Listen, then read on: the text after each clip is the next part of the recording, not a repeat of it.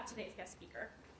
We know her very well, though, but because you're all new to the college in the last couple of years, you may not be. However, Dr. Barbara Risser is our FLCC President Emeritus. She was president of the college from 2007 to 2016, and under her administration, we added the suites at Laker Landing.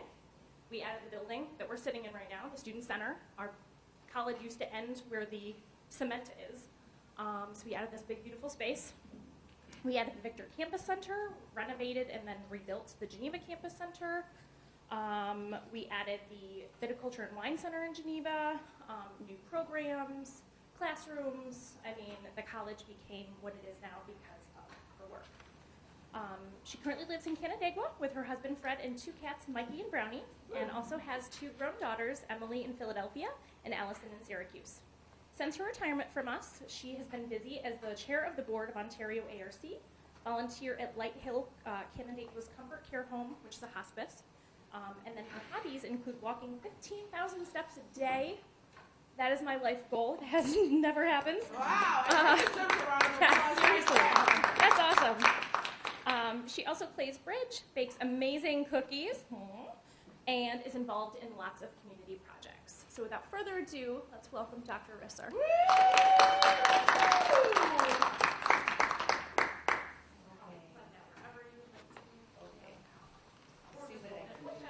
Well, okay. No. Oh, Bill will help. I don't think holding it is going to be the No, not helpful. Well, okay, let's see. Where do you think? Up here? I'm going to do the collar. There you go, and then if you do walk around, just remember you are tethered. Okay, got it. Do you have a back pocket or anything? Nah, Okay. this is okay. Is that close enough? Can you folks hear me? Does that work? Great, great. Well, I'm really glad to be here. It's always so nice to just, park there and walk in the college again. I haven't done it all that much, and it's great to be back. So, when Jenny talked to me about coming and talking to all of you, I feel kind of far away, but I guess it works. Okay. She said she wanted me to talk about overcoming adversity and taking risks. And at the time I thought, wow, those are two really different things. Overcoming adversity and taking risks. Really different. But I've done some thinking about it, and I decided that they aren't all that different. So that's part of what we're going to talk about today. Now, I don't know what your other topics have been, but I decided today's topic is the most important one. It really is. This is so important. And I'm going to tell you my message up front, and then I'll say it again at the end. But this is like a window into what I'm going to say. So here's my message. When you have the courage to believe in yourself and the strength to be resilient, you'll go far. So I'm going to say that again. When you have the courage to believe in yourself and the strength to be resilient, you'll go far. So let's talk first about that strength to be resilient. This is the overcoming adversity part, right? The strength to be resilient. When you face adversity, you have to bounce back. I thought about it, and I think we throw that term adversity out all the time, probably way too much. Have you ever been watching like a basketball game and the announcer says, oh, this team is coming back from adversity, they were down 20 points at the half. It's like, really? That's adversity? Anyway, but we do that all the time. I decided that if we think about setbacks, and I want you to do this a little bit, setbacks in life kind of come on a scale of 1 to 10. Some of them are like 1 level setbacks, like little bumps in the road, really, when you think about it. And a 10 would be a life-changing obstacle that you have to deal with. Luckily, there aren't very many of those. I think people might face a level 10 kind of adversity once or twice in their life, maybe not at all.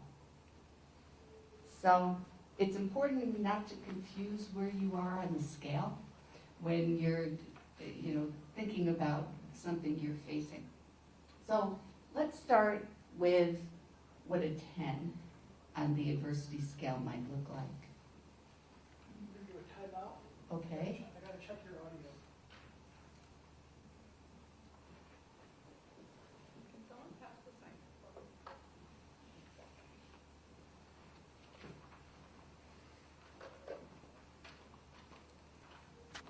People at home are saying they can't hear you. Oh, how's that? Well, we'll find out. I have to go back. I can't tell from over there. I gotta tell from over here. Okay. So I want you to imagine what you would see if you saw a scale of 1 to 10 on, adversity that people have to deal with. What would a 10 look like? And I'm going to give you a few examples. I honestly don't believe I've ever faced a level 10 kind of adversity in my life. I hope you haven't, but you may know somebody who has. I know some people who have, and these are all true. My niece, Jen, was diagnosed with breast cancer when she was 37, and 2 weeks after her treatment started, her husband was diagnosed with meningitis and was in the hospital for 2 weeks, almost died, and they had a 4-year-old. So that's level 10, wouldn't you say? I have a really dear lifelong friend who lives in York, Pennsylvania, and her name is Ann. She and her husband were married just shy of their 40th anniversary, and he came home one day and said he was walking out, and she was totally blindsided. She did not have a clue this was going to happen. And I had a person I worked with for lots of years whose house burned down. And she lost everything. And nobody died, but she lost everything, and she lost her dog in the fire. So I guess somebody did die. Would you say those would count as level 10? So it does happen. Anybody know anyone who maybe has gone through something but with that kind of intensity? Anybody have some thoughts? How about, I don't know names, we need name cards. That's unusual for you too. I know. What are you thinking? Well, I was kind of thinking about myself. Mm-hmm. This is like, I don't know, like my big life thing, but I was kidnapped by my ex-boyfriend, and I was held in a moving car for about 4 hours, and after the fact, after I got out, after I escaped, it was almost harder what happened after than during what happened, because I think I was in a lot of shock, and somehow I stayed calm for most of the time because I was able to talk it down, but dealing afterwards with court trials, which I think are some of the hardest things to go through, and also getting a lot of backlash from people online that I didn't even know that were like friends with him, and it was really difficult. And I think that was the first thing in my life that at some points I really felt like this is the bottom, and I think it was like that was just sort of, I I don't look at it as an unfortunate thing that I've gone through something like that at such a young age. And I think it happened for a reason. So people ask me a lot if I would change what happened if I could go back, and it's hard to say that. It's hard to say no because I have like PTSD and I've had a lot of repercussions from it. But I don't think, I always end up saying, I can't change what happened, so I don't consider whether or not I would. You're talking already about the hardest part of facing this kind of a challenge, and that's afterwards, how you respond. And you sound like one resilient person. Thank you for sharing that. Yes, thank you very much. It's just a perfect example. Anybody else have something you want to share? I saw some hands. Did you change your mind?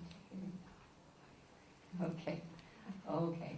Well, luckily, we usually, as I said, don't face many of these in our lifetime, not at this level. And as I said, maybe never. I honestly have never faced anything that I would put in this category, but it does happen. But there are lots of things on that scale of 1 to 10 that might be a 5. Like you lose your job, or you're in a car accident and you have to recover from injuries, that kind of thing. Any thoughts on what might be kind of a middle level kind of adversity? What do you think? Failing a class. Failing a class. Yeah. Yes.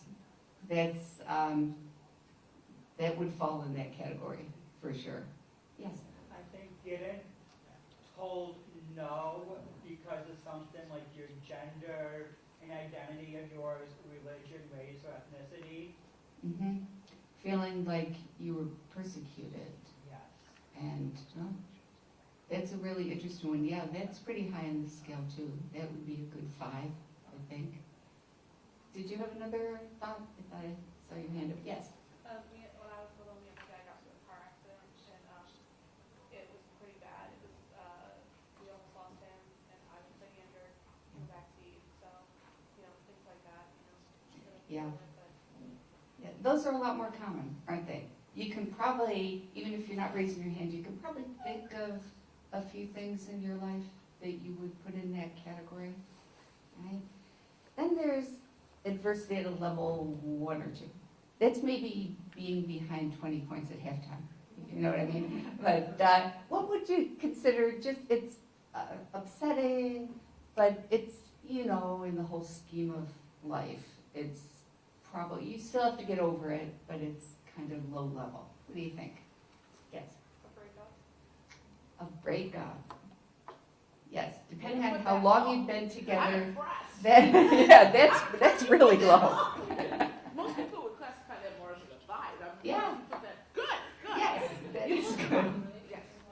Yes, what do you think? Driving, well, and being late for a job interview or something, that's a 1 or a 2. It's, it's a ticket or something. Getting a ticket. Yes. Okay, you get the idea what I'm talking about with all of this. But whatever the level, responding to adversity afterwards, like we were talking about, even small setbacks, that response requires you to be resilient, doesn't it? You have to bounce back. And if it's a small thing, you bounce back pretty easily. If it's a 5 or a 6 or a 10, that process of resilience is tough.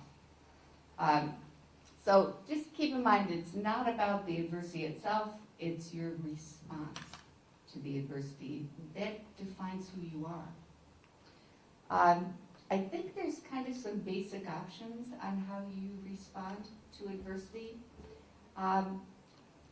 Let's take an example of adversity. Maybe let's take the breakup idea. but you've been together a long time, it's part of your identity. It feels more like a 5, okay? Will that work? All right, here's what I want you to imagine. Got your imaginations going? So think of that level 5 adversity, that brick wall, that breakup. You know, it's like a brick wall in front of you that you have to deal with. Can you picture that? Just picture a big wall, and you can write the word breakup in the middle. Got it? Okay. So what are your basic options on dealing with this? You could, with this brick wall, just climb over it, right? What would that look like with your breakup if you just climbed over the wall?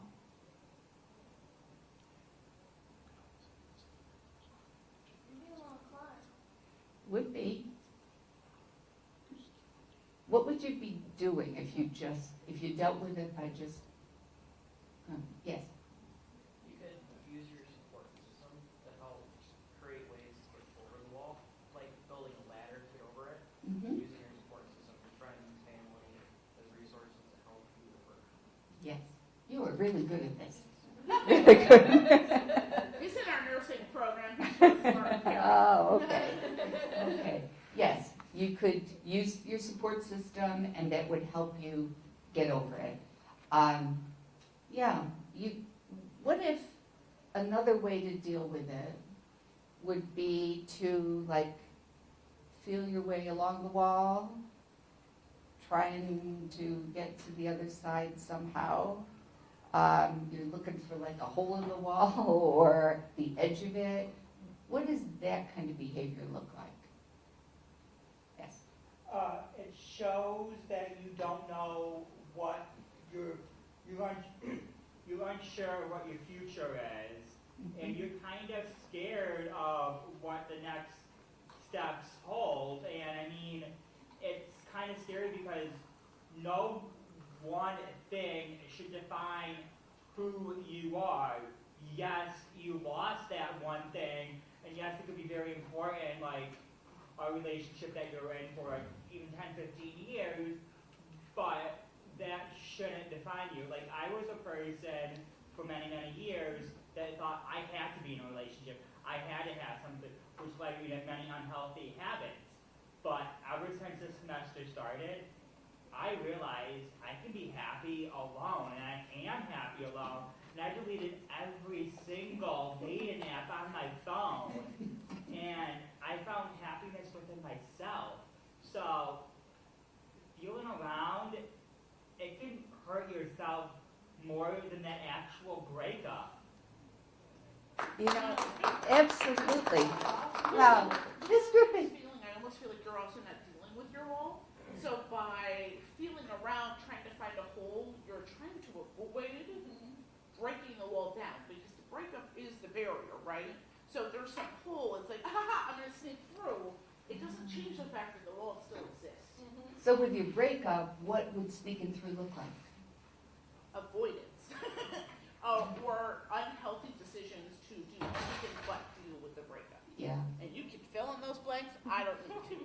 that's right. We will not fill those in. Thank you, But- Dr. Reserve. I don't want to say that to you.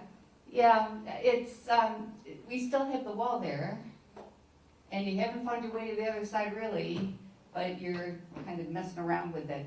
But how do you, other than using your support system to get over it, how else might you get to the other side of that wall? Break through it. Breaking through it. How would you do that? So what's your sledgehammer? With your relationship, how do you use a sledgehammer to that wall? Self-love, therapy, positive relationships, and healthy coping mechanisms. There you go. Gee, boy, this group doesn't need me. I told you. I'm more of a sit in front of the wall type of person. That's actually, the sitting in front of the wall type of person is another option that I'm going to talk about. Yes. Another thing to go off of Brianna here is ending on your own terms. Yeah, yeah, it is. Just deciding to, yes. Yeah. Okay, You yes. can dig underneath the wall. Oh. Dig underneath. That's kind of like the sledgehammer, but a little harder work. But tunneling, yeah, that's a thought. Isn't it a double metaphor, like the wall blocking you and then burying yourself underneath? Like, But that's you're a also double- avoiding it at the same time. Yeah, That's another way. but you are getting to the other side if you dig far enough. Yes. How about allowing yourself to grieve? Yeah. How about that? And when you were saying that you're a person who sits in front of the wall for a while, that's not necessarily a bad thing, is it? To sit in front of the wall long enough to grieve, think it through, decide what you want, kind of come to your own terms with it. That's a positive thing, unless you just sit there forever, which, we do want to get beyond it, but yes. Speaking of sitting in the wall, there can be a point where it will start self-harming you. Right. And the point where it can be all me about it, and then it kind of drags everyone around you down. So it's kind of good to look at the wall, figure out what you want to do, and move on. Because that's the best for you, that's best for the person that you're with, that's best for everybody in the situation. But can I add to that though? Yes. Sometimes though, there is beauty in the process. Oh yeah, there is. Because I'm going to say this lovingly to all of you. How many of you avoid conflict? Welcome to your wolves, right? So if you don't also address it and deal with it, Dr. Risser is pointing out, it doesn't go away. Like, the wall may be behind you, but it's still going to be something you stumble on, right? If you don't sit there, honor it in many ways, grieve it, just like Mary said, then you're also missing an opportunity that the wall may be telling you. Like, there might be some writing on the wall. Wow, it's a great metaphor. Yeah. Dr. Risser, that's good. The wall may be one of those wake-up calls that, they say when you get a wake-up call, you should answer it. Yeah, it could be one of those. So anyway, before we go on to taking risks, I was thinking about just some elements of resilience, some things to think about as we wrap this piece up. First of all, perspective. Put your situation on a scale of 1 to 10. Right? How bad is it really in the whole scheme of your life? Okay? Self-care. Give yourself time to sort things out, to grieve, to heal. Get help. Remember, you don't have to deal with every piece of adversity that you face alone. Reach out, get your support network behind you, and trust yourself. You are strong enough to handle it. And even really tough ones, you are strong enough to handle it. So, I like to think of adversity at kind of the low level of the scale as practice. It helps us just get those personal resources together so that we can handle what comes next. I think responding to small setbacks in a resilient way gives you the confidence to believe in yourself. And when you look back on it, you feel proud that you were able to get beyond the setback and move forward in a positive way. I think we had a great example of that here. So, let's talk a little bit about taking risks, which seems really different, doesn't it? But maybe isn't so much. I want you to think about what the biggest risk you ever took was. And while you're thinking about that, I will tell you about the biggest risk I ever took.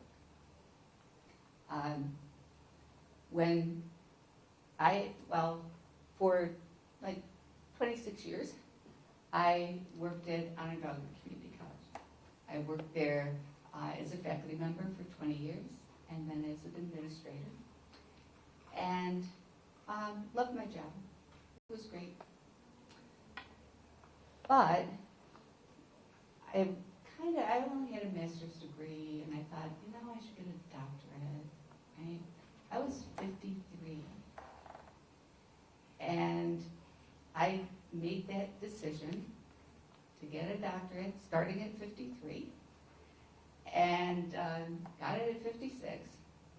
And at that point, I was like wrapping it up like in March of the year, and people started saying to me, there's this president job over at FLCC.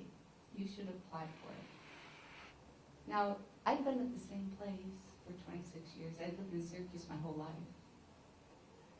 And did I want to step away from that, move, go to this whole, and I really struggled with whether I should do it or not. I thought it was enough of a risk to get a doctorate when I hadn't taken a test in 30 years. No. but this was a big risk.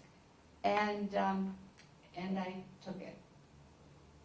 And looking back, when you think of risks at a scale of 1 to 10, I've had lots and lots and lots and lots of risks over my career. And it made it easier for me to take the big one when I saw it. So I think taking risks can be scary and exciting at the same time. She's being modest, by the way. She was also the first female president that FLCC ever had. That about the first 3 years, people were still calling me that woman president. Anyway, I think that if you think of many risks as opportunities, which they are, now you're thinking of one in your head, right? Was the risk the biggest risk you ever took, was it an opportunity? Who's got a big risk that you took? How about somebody over here? This group is so quiet. Are they always quiet? Yes and no. I think it depends on the day. Okay, who's got a big risk? Yes. Applying for nursing school, yeah, because you're making yourself vulnerable, because they could say no, but they didn't, did they? Yeah. And was it a good opportunity? Absolutely. No? Yeah. Who else has a big risk you took? Yes. When my father kicked me out of the house when I was 17, I went down to my best friends, not knowing if they were going to take me in or not. Did they? Yeah. But that was a very- huge risk. Yeah, that was very scary. Yeah, because you made yourself vulnerable. But it worked out. Yeah. Anybody else got one you want to tell us about? The biggest risk? Yes. I came back to school 2 days after I had my sort of situation, and I don't think I like completely threw myself into my schoolwork, and I don't think I would have been able to get through it if I hadn't done that, but a lot of people are shocked that I did do that. Because it was so weird. Immediately I was like, I can't miss class, and it was just such a weird thing that I, like, so that's what I was thinking about, but I'm glad that I did. It was part of your coping, I think. Yeah. Another risk, right? Well, here's what I do when I face, should I do that or not, right? Sometimes you really can weigh it. You can weigh those options. And if it's that kind of situation, I just always do this. You probably do too. I ask myself, what's the worst thing that can happen if I do this? Do you ask yourself that? What's the worst thing that can happen? And am I okay with it? If the worst thing really were to happen, knowing it probably won't, am I okay with that? Can I get through that? So I always ask myself that. And honestly, for a big decision, the old-fashioned pros and cons, writing them down, Not just thinking, oh, there's good things and bad things about this, but actually writing them down. Take a piece of paper, split it in half, pros on one side, cons on the other, and write them down. And recognize that if you have 10 pros and 5 cons, but one of the cons is really, really bad, that weighs more than one. You know? But there's something about staring at it, thinking it through and staring at it that really does help you make a decision. And remember, you don't have to jump at every single opportunity, but don't be risk averse either. Sometimes you have to take a chance on yourself. So why are we talking about overcoming adversity and taking risks at the same time? Because both of them test you. Can you see that? Both require that you trust in yourself. Both mean that you need to be confident that you're up to the task that's ahead. And in both cases, you need courage. So, I'm going to repeat that message I gave you in the beginning, and maybe it will make more sense now. When you have the courage to believe in yourself and the strength to be resilient, you will go far. So, any questions? Now they get quiet. I know. You put deep thoughts into their head. It's those walls. It's the whole. Thank you, Dr.